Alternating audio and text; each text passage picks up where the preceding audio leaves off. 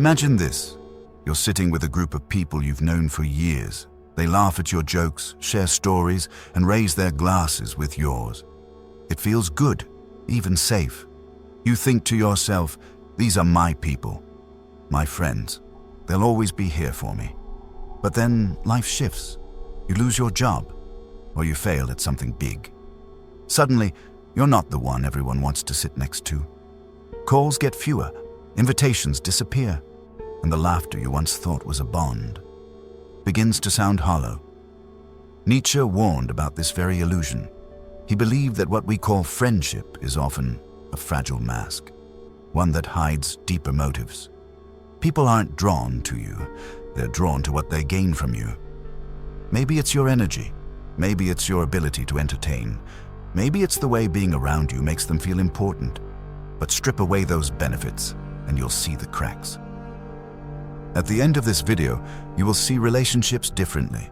You'll learn how to uncover the hidden motives behind human connections, how to spot the illusion of friendship, and, most importantly, how to stand strong when the mask inevitably falls off. Because if no one is truly your friend, you must become your own. Think about it. When was the last time someone checked in on you without needing something? When was the last time someone celebrated you quietly without posting it online for the world to see? When was the last time you felt loved? Not for what you could offer, but for who you actually are. Nietzsche would say, that kind of love, that kind of friendship, is almost non-existent. The brutal truth is that most people don't want to walk beside you through the fire. They want to bask in your light when things are easy, but vanish when the flames get too close. They want your victories, not your scars. And once you see this, once you dare to strip away the comforting lie, the world looks colder, yes, but also far clearer. This doesn't mean you should live in paranoia, distrusting everyone. But it does mean you must learn to see people as they really are, to recognize the difference between companionship built on mutual benefit and the rare, almost sacred bond that transcends it. Nietzsche challenges you to question, are my friends here for me or for what I provide? Imagine this. You've always been the strong one, the reliable one, the person everyone comes to when they need advice, alone or just a shoulder to lean on. And for a while, you don't mind it. It feels good to be needed. It feels like proof that you're valuable. But then one day, you need something. Maybe you're struggling silently. Maybe life hits you harder than expected. And suddenly, the people you once carried are nowhere to be found. This is the uncomfortable truth Nietzsche forces us to face.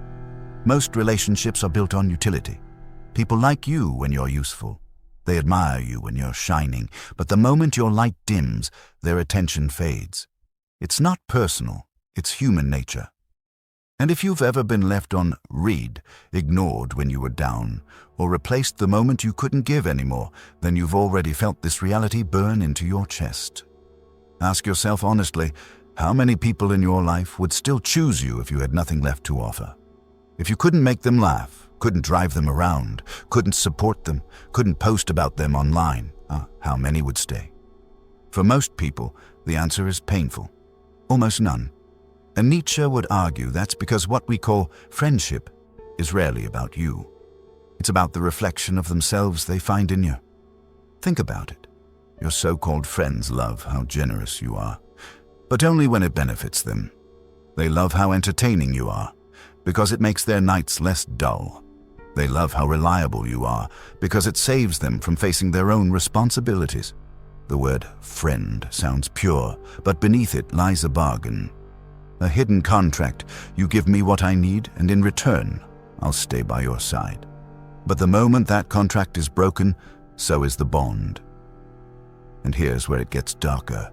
Nietzsche believed that even when people say they want what's best for you, it's often a lie, sometimes even to themselves, because deep down, they don't just want your success. They want you to succeed in ways that don't outshine them. Your victories are fine, but not if they make them feel small. Your growth is admirable, but not if it forces them to confront their own stagnation. So ask yourself, are your friends really happy for you, or do they smile while secretly hoping you stay just one step below them? Relatable, isn't it? You've felt that tension before. That shift in energy when you share good news and notice the forced smile. That sudden distance when you start to change your habits or aim higher. That uncomfortable truth. Not everyone clapping for you wants to see you win. Nietzsche's brutal wisdom cuts through all illusions. Friendship, as we know it, is fragile. Built less on love than on need. Less on loyalty than on mutual gain. And once you recognize this pattern, you stop asking, why aren't people there for me? And start asking the deeper question, what role do I truly play in their lives? And what role do they play in mine? The more you think about it, the more unsettling it becomes. Because when you peel back the smiles, the handshakes, and the words, "I've got your back," what's left is often not love, not loyalty, just interest. And when the interest dies, so does the bond. But here's the question Nietzsche forces you to wrestle with. What do you do once you see this truth? Do you cut everyone off and live in suspicion? Or is there another way, a stronger way, to stand in a world where no one is truly your friend? That's where we go next. Picture this. You share good news with someone close to you. Maybe you landed a new job. Maybe you finally hit the gym goal you've been working toward. Or maybe you just tell them about a small victory that makes you proud. You expect excitement, maybe even celebration. But instead, you notice it. That flicker in their eyes. That half-second pause before they smile. The words they say sound supportive, but the energy feels different, colder, heavier. Deep down, you know what just happened. Your success reminded them of their failure. Nietzsche warned us about this. He believed most friendships are not built on unconditional support, but on hidden competition. People want you to win, yes, but only in ways that don't surpass them. They want you to rise, but not too high. They want you to grow, but not so much that it exposes their lack of growth. In other words, your friends often cheer for you until your victories make them feel small. Think about it. How many times have you felt tension after sharing an accomplishment?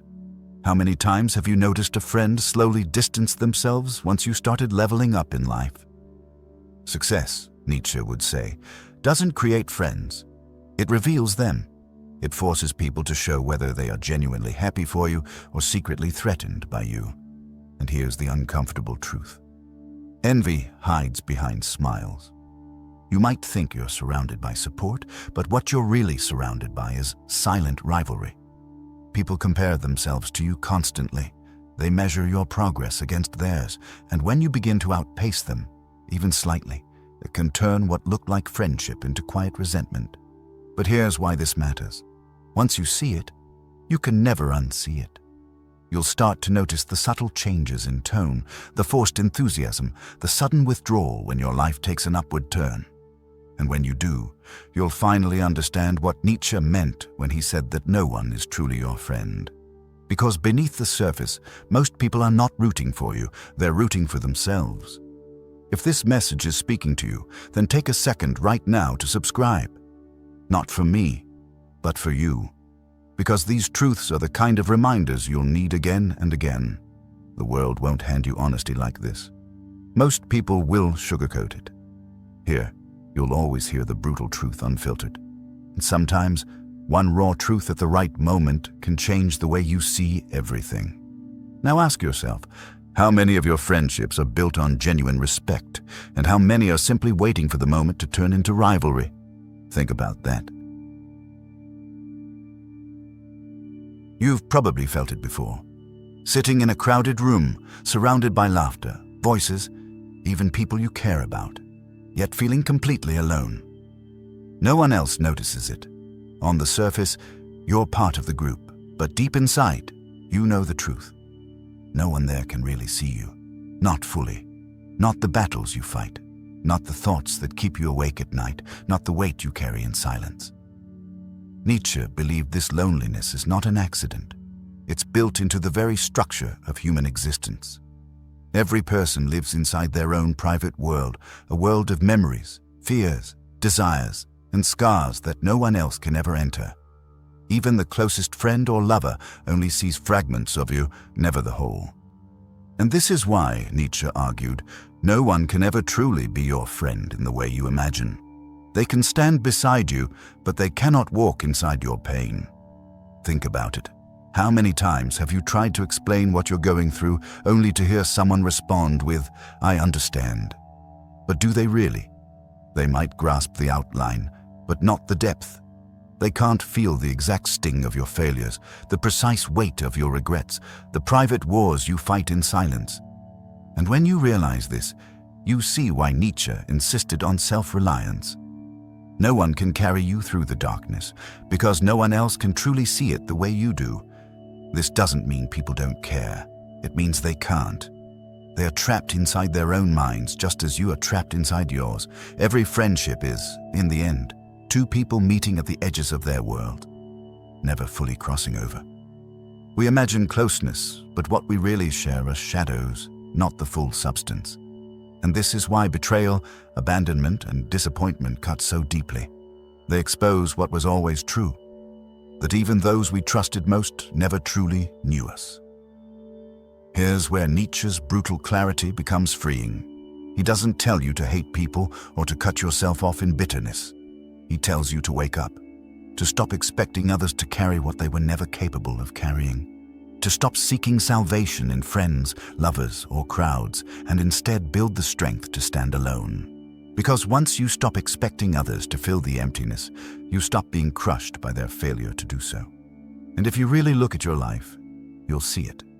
Every time you overcame something, it wasn't because a friend lifted you out. It was because you decided, finally, to rise. People might have stood near you, but the actual fight was yours. No one else faced your demons at 3 a.m. No one else silenced the doubts in your head. No one else pulled you through the moment you almost gave up. That was you, and it always will be. This is Nietzsche's point. You are alone. But that is not a curse. It is the condition of being human. And if you accept it, you stop looking for rescuers and start becoming the one who saves yourself. You stop chasing the illusion of unconditional friendship and start valuing the rare moments of connection for what they are. Brief, imperfect glimpses into another person's world. Never the whole. So, the loneliness you feel is not proof that you are broken. It's proof that you are alive, awake, and carrying a world within you that only you can bear. And the sooner you embrace that, the stronger you become. Because when no one is truly your friend, you have no choice but to befriend yourself. That's the reality Nietzsche wanted us to face. Not to make us despair, but to make us unshakable. Because once you accept that you walk alone, you stop fearing it. And once you stop fearing it, you finally begin to live with real strength. By now, you've seen the pattern, the illusions of friendship, the hidden utility, the envy, the rivalry, the unbearable loneliness of being truly alive. Nietzsche's brutal truth is clear. No one can fully stand beside you through life. Not your closest friend, not your family, not even the people who claim they'll always be there. Everyone is limited by their own needs, their own fears, their own small world. And yet, there is freedom in this truth. Because once you stop depending on others for validation, for loyalty, for unconditional support, you stop being crushed by disappointment. You stop measuring your worth through the eyes of people who can never truly see you. The illusion falls away, and what remains is raw, unfiltered reality, and a chance to reclaim your power. Think about it. Every time you felt abandoned, ignored, or replaced, it wasn't proof that life is cruel. It was proof that human nature is human nature. People are motivated by self-interest. Even those who love you deeply cannot love you in the exact way you hope or expect. They can support you, guide you, encourage you, but they cannot live your life. They cannot fight your battles. They cannot carry your burden. And the sooner you accept this, the sooner you stop wasting energy on illusions. You might recall moments when someone close to you drifted away at the worst possible time. Perhaps you went through heartbreak, a failure, or a period of shame. The people you thought would always be there vanished, and in their absence, you realized something unsettling. The only person who never left was yourself. You had to face the nights alone, the doubts alone, the grind alone. Nietzsche would argue that this is the inevitable truth of human existence. Life tests you, and in that test, no one else carries your weight. Nietzsche challenges you to take that energy back, to turn inward, to become your own anchor, your own friend, your own unwavering support.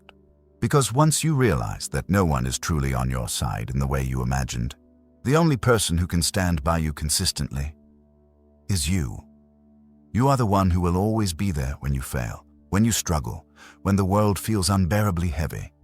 And you are also the one who will celebrate your victories, push yourself forward, and rise beyond limitations. This isn't about bitterness or cynicism. It's about clarity. It's about strength. It's about understanding that friendship, love, connection, these are gifts, not guarantees.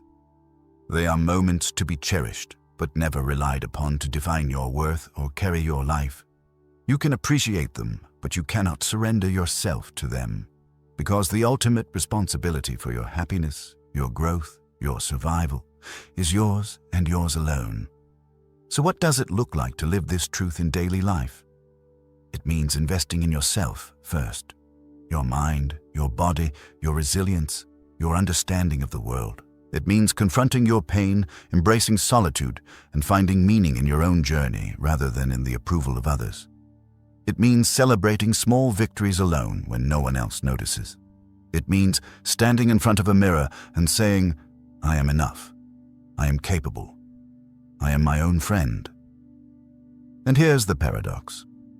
The moment you stop seeking validation, the people who truly belong in your life start to reveal themselves. You no longer cling to relationships out of fear or need. The connections that remain are there by choice, not necessity. They are authentic because you no longer allow illusions to dictate who stays and who goes. You see people for who they really are, and they see you for who you really are. These moments are rare, but infinitely more valuable than the illusion of countless friends. At the end of the day, Nietzsche's brutal lesson is also a liberation. No one can carry your life, so stop expecting it. Embrace the truth that you walk alone, and in that loneliness, discover your ultimate strength. Become your own friend, your own confidant, your own ally. Stand unshakable. Let no disappointment, betrayal, or abandonment shake the foundation you build within yourself. Because when you stop seeking friends who cannot exist, you discover the one friend you've always needed, yourself. You learn to celebrate your own victories. You learn to comfort yourself in failure. You learn to navigate the world not with illusions, but with clarity. And once you embrace this, life transforms. You are no longer vulnerable to the hollow promises of others. You are no longer dependent on anyone for your sense of worth. You are free. And here's the final challenge Nietzsche leaves us with. Look around you. Take stock of your life, your connections, your victories, your failures. Ask yourself, how many people have truly been there for me, and how many were only there for what I could give? Accept the answer. Embrace the solitude it reveals. And then rise. Rise as the person who walks alone, and yet stands stronger than any crowd could ever make you. Because in the end, the greatest friendship you will ever know is the one you forge with yourself. If this series spoke to you, helped you see life and friendships more clearly, consider supporting the channel on Patreon. Even a small contribution helps keep these videos coming, helps us dive deeper into the truths most people won't tell you, and ensures this kind of insight reaches more minds ready to think for themselves. It's not just about giving. It's about choosing to invest in clarity, growth, and understanding. Every supporter becomes part of this journey, helping create content that cuts through illusions and speaks the truths too many ignore. If that resonates with you, check out the link below and join us. You'll be shaping the future of this channel while taking a stand for thinking deeply about life.